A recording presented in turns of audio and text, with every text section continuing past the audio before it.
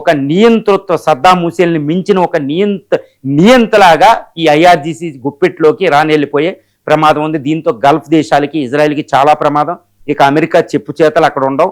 Iran ఇటు నచ్చిన దేశాలతో, ఇటు రష్యాతో, చైనాతో ఎక్కువ సంబంధాలు పెట్టుకుంటుంది.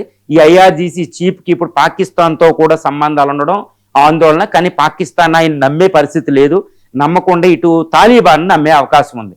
కాబట్టి ఈయన ఎంటైర్ గల్ఫ్ రీజన్లో ఇరానే సుప్రీం పవర్ అని ప్రకటించే అవకాశం ఉంది. రానున్న అనువైన పరిస్థితుల్లో ఆయన అణుపరీక్ష చేసిన ఆశ్చర్యం లేదు.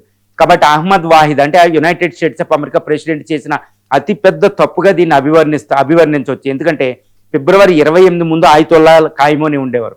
ఆయన ప్రభుత్వాన్ని మార్చాలని వెళ్ళి ఆయన చంపేసి ఆయన కంటే ఇంకా దారుణాతి దారుణమైన ఆర్మీ చేతిలోకి ఇరాన్ వెళ్ళేటట్టు చేశాడు. అది ట్రంప్ యొక్క యుద్ధ ఫలితం. అంటే ఈ యుద్ధ ఫలితం దుష్ఫలితం, అతిపెద్ద దుష్ఫలితం ఏంటంటే ఇరాన్లో ప్రభుత్వ మార్పిడి జరగలే, రిజైమ్ చేంజ్ ట్రంప్ కోరుకున్నట్టు. ఇరాన్ నాశనం కూడా అవలే.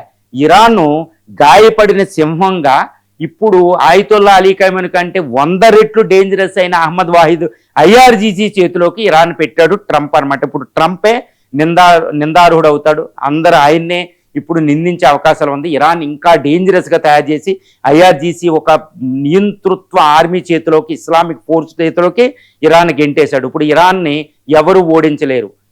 ఎంతటి ఓడించలేరు. ఇప్పుడు అమెరికాకే సాధ్యం కాలే.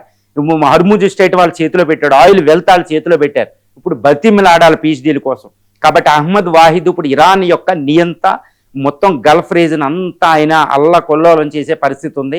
ఆయన్ని కొట్టడం ఇప్పుడు అంత ఈజీ కాదు. ఎందుకంటే వార్ ఎండ్ అయిపోయింది. ఆయన చంపితే మళ్ళీ వార్ మొదలవుద్ది. కాబట్టి ట్రంప్ చేసుకున్న అతిపెద్ద దౌర్భాగ్యం ఈ ప్రపంచానికి ఏంటంటే ఇంకొక నియంత్రణ అక్కడ తీసుకొచ్చి పెట్టడం. ఆయన కంట్రోల్ కూడా కాదు.